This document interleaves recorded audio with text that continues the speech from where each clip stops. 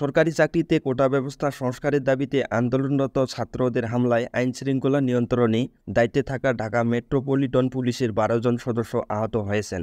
চলমান আন্দোলনে শিক্ষার্থীরা রাজধানীর বিভিন্ন এলাকায় অবরোধ করে সমাবেশ করে। এ সময় নগরবাসীর জানমালের ক্ষয়ক্ষতি রক্ষা করতে গিয়ে পুলিশ সদস্যরা আহত হন।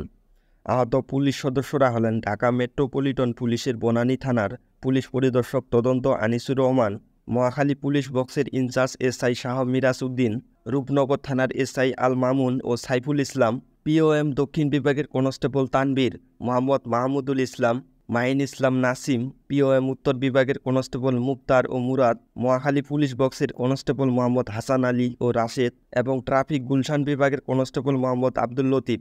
আহত পুলিশ সদস্যরা রাজারবাগ কেন্দ্রীয় পুলিশ হাসপাতাল সহ বিভিন্ন হাসপাতালে এখনও চিকিৎসাধীন রয়েছেন। আন্দোলনে পুলিশের পাশাপাশি সংবাদ সংগ্রহকালে রাজধানীর বিভিন্ন স্থানে অন্তত ২৫ জন সাংবাদিক আহত হয়েছেন।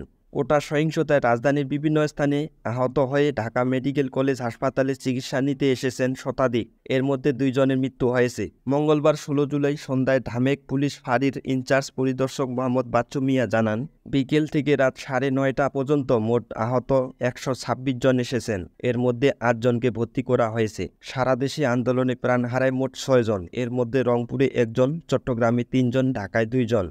ডেস্ক রিপোর্ট, নিউজ বিটি।